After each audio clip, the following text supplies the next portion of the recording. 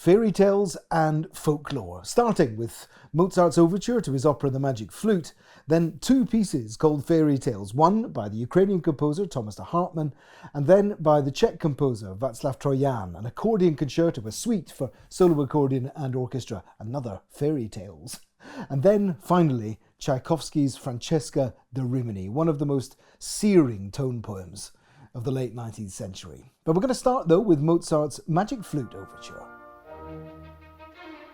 I mean, it's one of the most sophisticated things that Mozart ever did with an orchestra with instrumental music, not only in terms of the techniques he's using, like the fugue that the fast section starts with, some of the harmonies he finds even in the first few bars of the introduction, the scoring, the trombones, also in its symbolism, all those threes which are so important to the Masons. The Magic Flute is an opera that's full of Masonic symbolism. But what's the sort of a kind of parody about this overture is that the Magic Flute really isn't an opera. I mean, it's a piece of music theatre. It's a Singspiel, really a play with music. So what everyone saw in the theatre where it was premiered by Emanuel Schikaneder's company, a really close friend of Mozart, Schikaneder wrote the libretto and played Papageno. This is popular theatre, popular entertainment. It's full of vaudeville, magic. But at the same time, Mozart is giving all of his audiences this really overwrought, highly crafted piece of effectively standalone instrumental music. A wonderful few minutes for the band that showcases what he can do as a composer without any compromise to the idea of, popular entertainment. I mean, this overture stands alongside all of the overtures that he wrote for all of his other operas. It is, of course, entertaining as well. That's the thing. Mozart, as ever, is doing one of the things that he did in the I don't like using this word, but it is kind of true with him, a kind of perfected balance of being able to appeal at the same time to what he called the cognoscenti, I mean, the people who understand music, because there's so much going on in this overture, the slow section, the fast section, when everything stops for the 3x3 chords in the middle, and then the faster music resumes. So much going on there, but it's also so immediately thrilling for audiences who are turning up for a great night at the theatre, a great show. So it's simultaneously curtains up for one of the most popular shows ever written, The Magic Flute, and really Mozart showing us all just what he can do. Thomas de Hartmann's fairy tales. Now, no one and no group of musicians has done more for Ukrainian music in general and for Thomas de Hartmann's music in particular than the Bournemouth Symphony Orchestra and their previously chief conductor Kirill Karabits, now conductor laureate and continued artistic director of the orchestra's vitally important Voices from the East series. The musical voice of Thomas de Hartmann is a fascinating and mercurial one. He comes under the influence of spiritualists at the midpoint in his career. He collaborates effectively, creatively, with effectively a group of creators who are spiritual as well as artistic. This piece, Fairy Tales, is an orchestration of a piano cycle, and frankly, it's music of great and in a way unassuming charm. But there is real art that conceals art here. Portraits of monstrous figures, of figures from the good side of fairy tales and the bad, all conjured within just a few seconds of music. A minute, a couple of minutes, nothing more. And they point, written at a time later into Hartmann's career, when he'd really distilled his style down to something which is simultaneously like a folk or a fairy tale of its own. You feel you've heard these sounds before, but you've never quite heard them in this combination. So it has this combination of distillation, occasionally just like an acerbic glint in its eye, but always absolutely communicative. A music that this orchestra has in its bones in a way that no other ensemble in the United Kingdom has.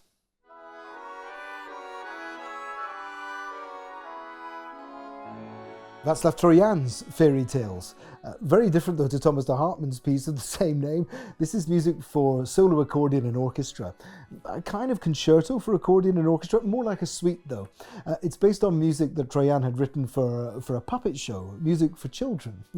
The movements here are on a larger scale than Thomas de Hartmann's the Fairy Tales. And what's wonderful, kind of miraculous about this piece is the way that he tells a whole story in 7 parts and is able to give us images of such character and such variety moment to moment. And I think one of the things he's also using here, because it's not often we have the luck and the privilege to hear music for solo accordion and orchestra. Happens too little, I think. It's the idea of what the accordion is as an instrument in culture all over the world. That sense of it being it's a storyteller, almost a nomadic instrument, an instrument that has travelled the world, that travels the world. And you feel when you hear it that it's telling us a story. So it's the accordion here as troubadour or as trouvère, leading us through these magical realms. It's a wonderful thing he's doing. The other thing, 1959, when this piece is put together, I mean, Trojan's musical voice here, he's thinking so clearly about how to communicate directly and scintillatingly to his audiences of children of all ages. So it's just instantly attractive, this music. But it also shows how much of his own man Trojan is. He's not bound to any fashions or ideas about what music could or should be by 1959 when this is happening. But instead, doing this wonderful and magical musical task of creating a kind of wonderland for solo accordion and orchestra for us all to enjoy. This is a fantastic and rare chance to hear this piece. Tchaikovsky's Francesca de Rimini.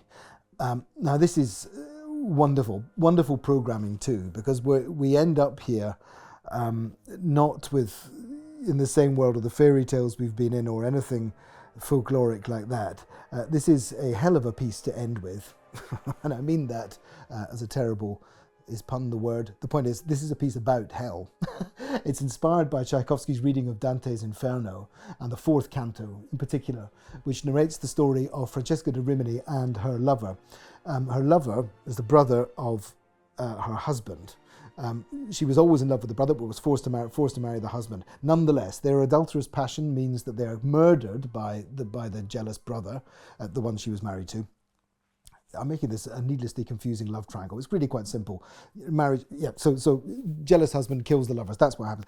But for their adultery, they are nonetheless consigned to the oblivion of hell, and their particular fate is to be kept in a continual tempest that they are unable to get out of. They're in a state of being able to recount their love, but unable to experience that pleasure, only caught in the pain of the suffering of everything they went through for all eternity, despite the fact that they've really done nothing wrong. Now, this canto spoke particularly to Tchaikovsky. Whether there's any personal things there, he hadn't yet embarked on his disastrous marriage. He knew that his sexuality meant that he was going to live a different and an unconventional life. He was always interested in stories of passion, in which the freedom of passion has consequences which are grim and ought to be avoided.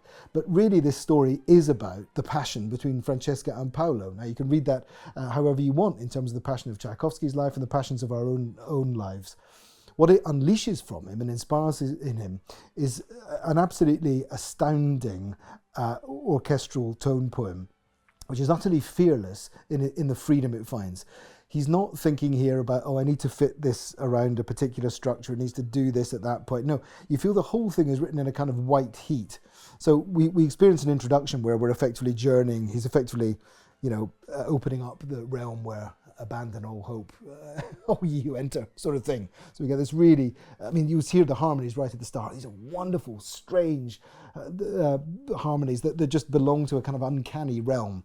Anyway, we then encounter very immediately and very obviously the storm in which Francesca and her lover are cast. And then there's a long section of love music. You almost hear the bit where you can imagine them being murdered, and then we're back in the storm again, and we have an absolutely pitiless hellfire of a conclusion. The thing that's brilliant about it is that, on one hand, it really does tell a really clear orchestral story and a really clear hellish story based on Dante, and yet the musical experience that we're all going to have in this piece flies completely free of that. I.e., it's not just this happens then, that's what the clarinet's doing, although there is an amazing clarinet solo that is the love music in the middle, so there are things like that, but it's the way that he flies free of that inspiration to create something that gives us the things that only music can. It creates its own momentum. So the drama, the narrative here, of course, it belongs to Francesca de Rimini and Dante in that sense, but it's absolutely Tchaikovsky's own. And one of the reasons for that, I think, is that this was written after Tchaikovsky, along with so many other of the leading composers and modernists of the time, had attended the premiere of Wagner's Ring Cycle in Bayreuth in 1876. Now, Tchaikovsky was not a fan of Wagner's music or what he'd achieved there, but he said at the time he was writing Francesca Rimini, he said, "Is it odd that I'm so influenced and so effectively inspired by something for which I feel such antipathy, i.e. Wagner's Ring Cycle?"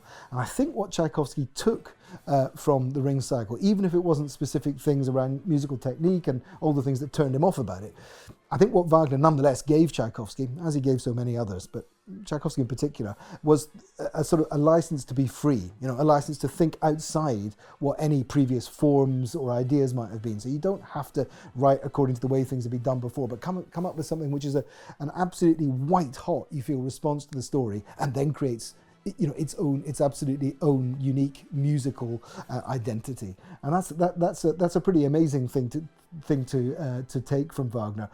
But Tchaikovsky is absolutely doing something that only he can here.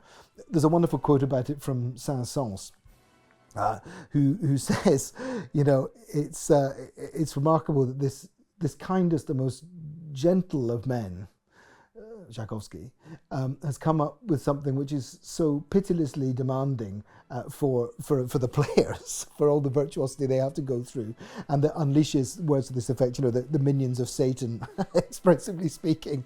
That's a wonderful comment on the disjuncture between Tchaikovsky's generosity, mild manners, his loving nature, with the satanic, literally satanic forces that are unleashed in Francesca de Rimini. And again, I just think it is a fantastic conclusion to this program. You know, we have been ushered into a realm of Masonic symbolism, then these lovely fairy tales we've experienced, music of great joy from, you know, de Hartmann and Trojan, and colour and magic, and then the gates of hell are opened. It's a great place to be, certainly with Tchaikovsky and the Bournemouth Symphony Orchestra.